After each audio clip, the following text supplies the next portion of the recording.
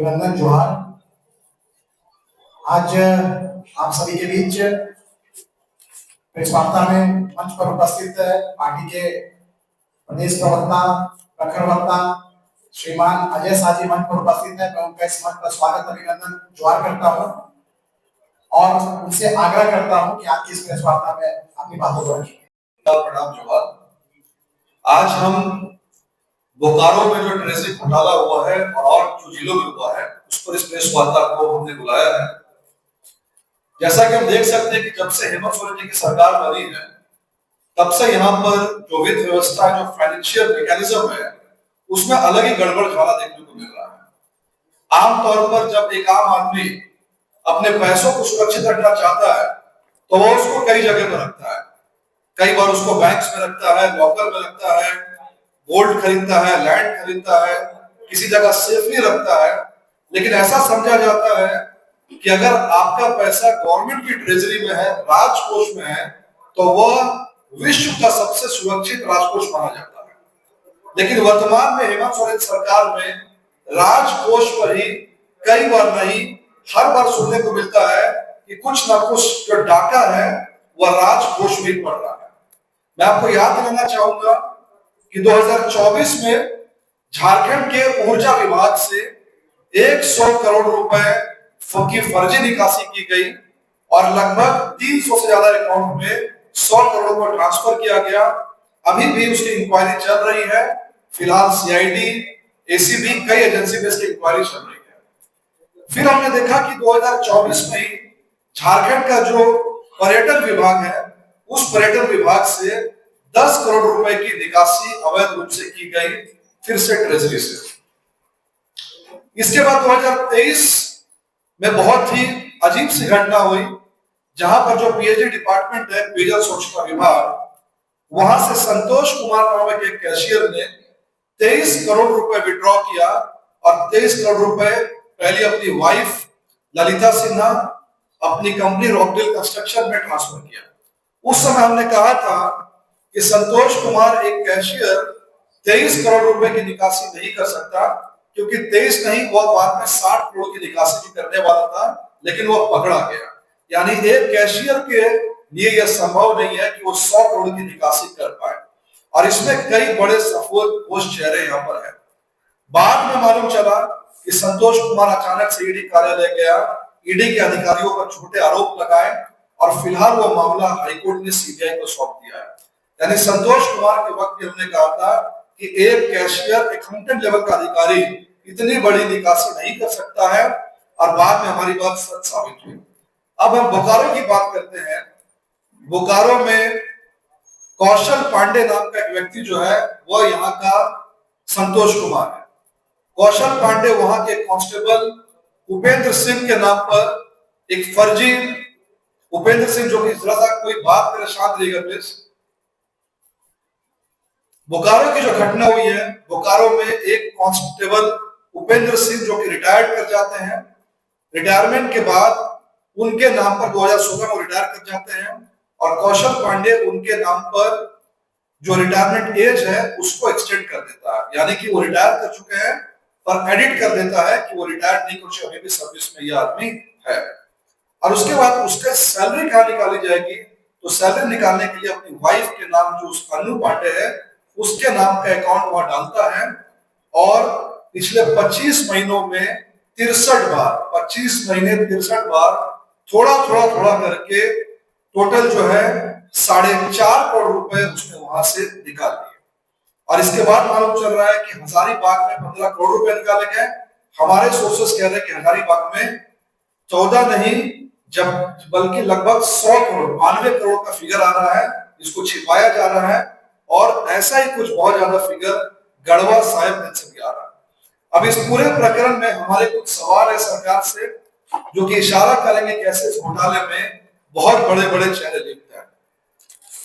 सबसे पहली बात तो यह है कि बताया जा रहा है कि जो अकाउंटेंट है कौशल पांडे, उसने ई कुबेर जो पोर्टल है उसमें बड़ी आसानी से एक कांस्टेबल के डेट ऑफ बर्थ को एडिट कर दिया। ऐसा एक कांस्टेबल के लिए संभव नहीं है कि ई कुबेर जिसको झारनेट कंट्रोल करता है। जैप आईटी भी इसमें स्टेक होल्डर है। इसको इतनी आसानी से एक accountant date of birth edit नहीं कर सकता है, नंबर 1। नंबर 2, कॉमन सेंस की बात है। उपेंद्र सिंह नाम का जो कांस्टेबल है, उपेंद्र सिंह नाम का कांस्टेबल जिसके नाम से बनाया गया है, उसके नाम का पैसा किसके अकाउंट में जा रहा है? अन्नू पांडे। यानी कि 63 बार नाम देवेंद्र सिंह, सैलरी देवेंद्र सिंह की, और किसके अकाउंट में ट्रांसफर हो रहा है? अन्नू पांडे। ये दूर दूर तक संभव नहीं है। मैं भी भारत सरकार का एम्प्लॉय रहा हूं, इनफैक्ट ऑडिट डिपार्टमेंट में ही। एसबीआई का या जो भी पीएसयू है उसका कंप्लीट कंट्रोल रहता है सैलरी पे कि किसके नाम का अकाउंट है उसी के नाम पे पैसा जाए। और 63 बार नाम मिसमैच बैंक नहीं पकड़ पाया, ये भी संभव नहीं है।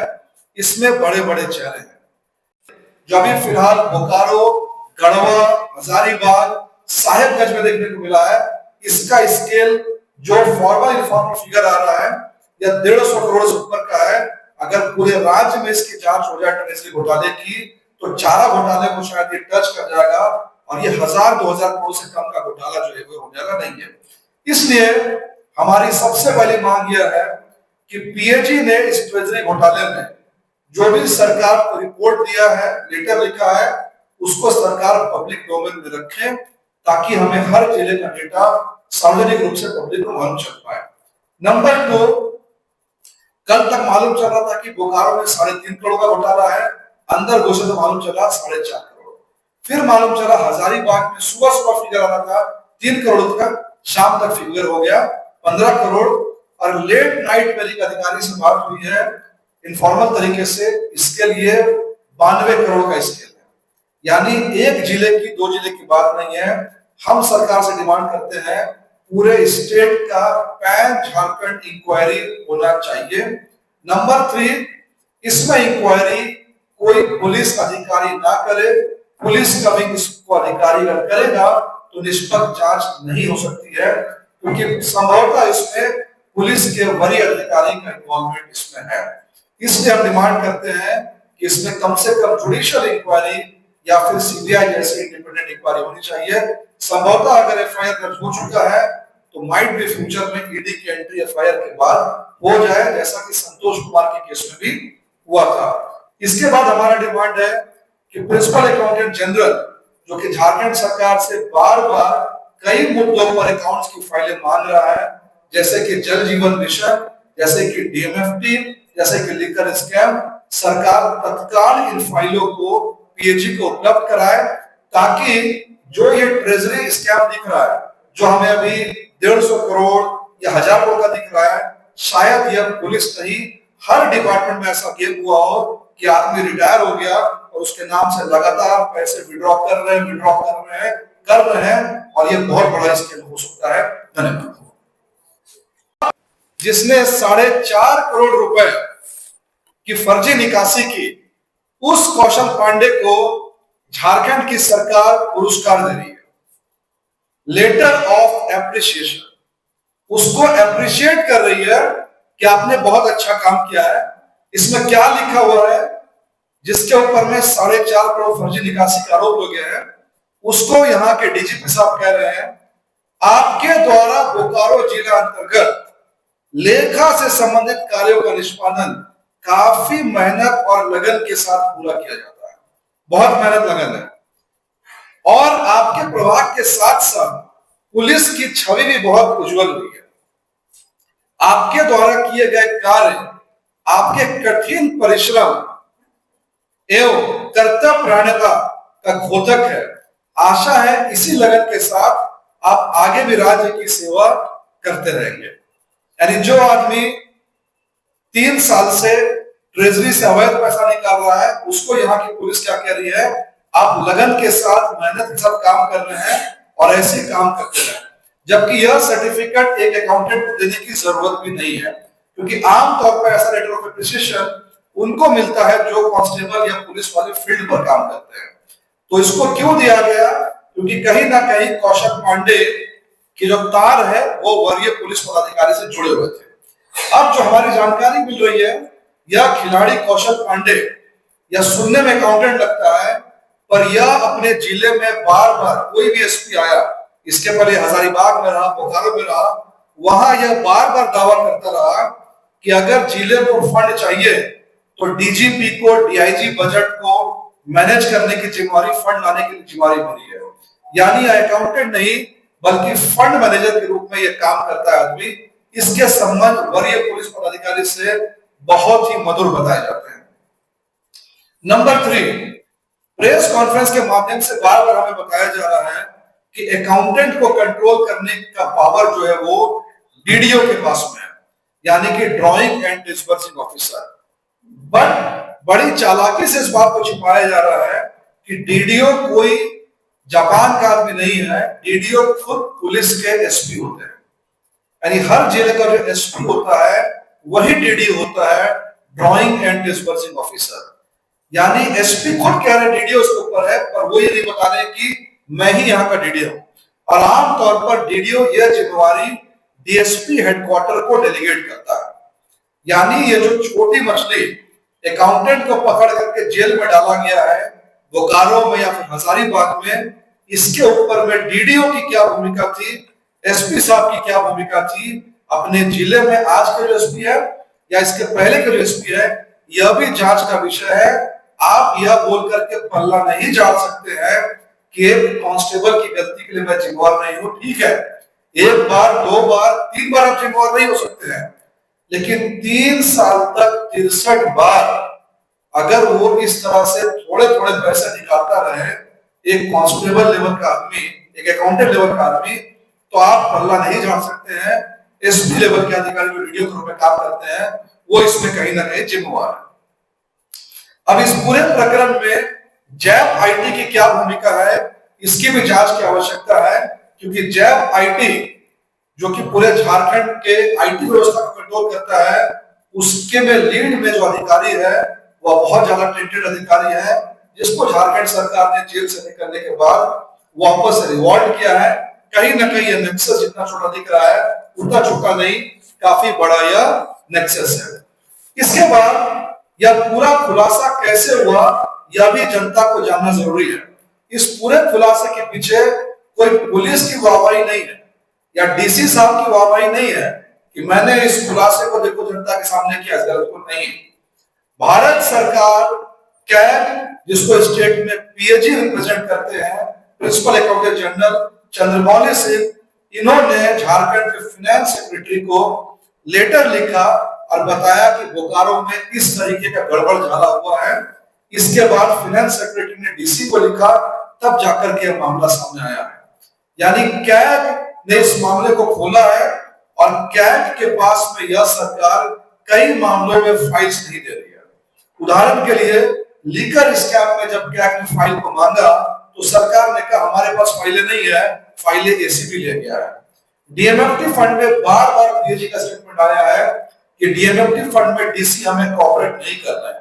यानी कैग जितनी फाइलें मांग रहा है, अगर उन फाइलों को दिया जाए तो बहुत बड़े स्कैम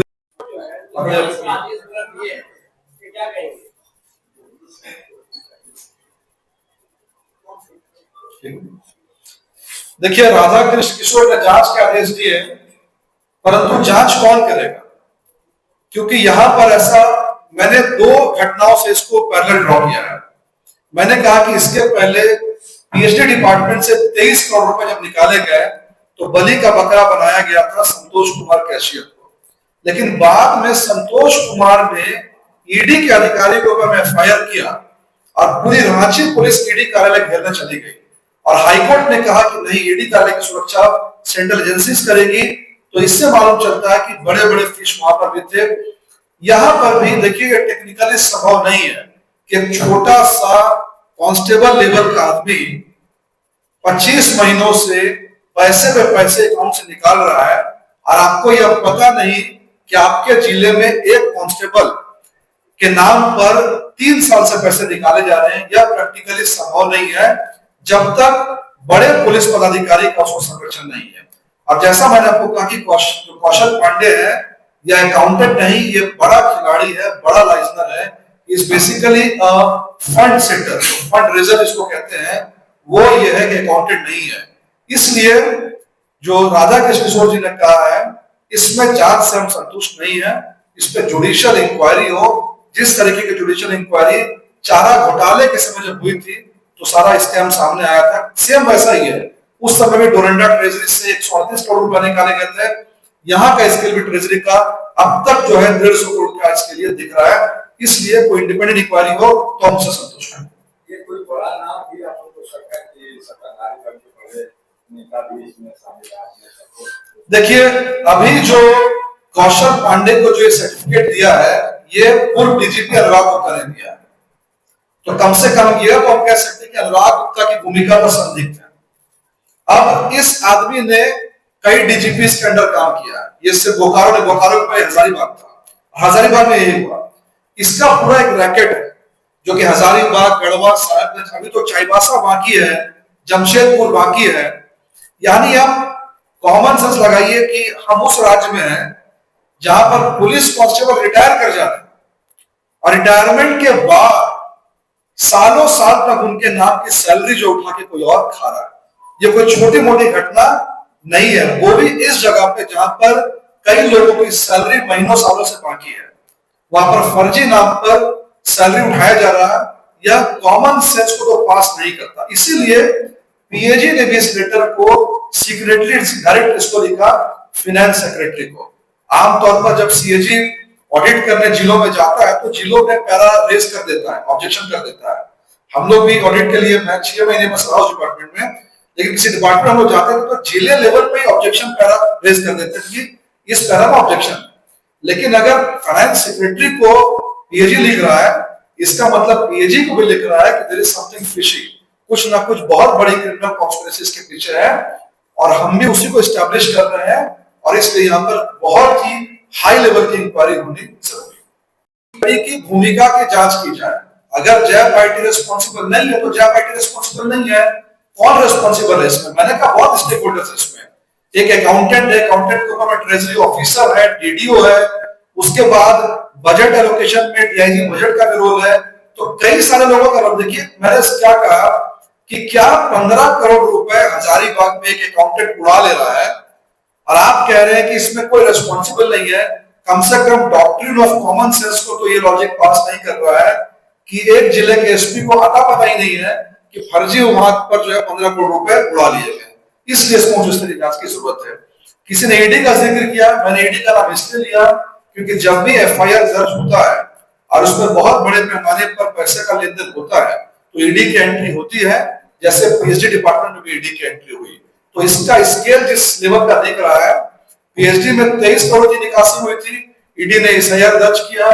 यहाँ पर अभी तक हजारीबाग 15 और बोकारो 4.5, 19.5 करोड़ तो एस्टैब्लिश हो चुका है।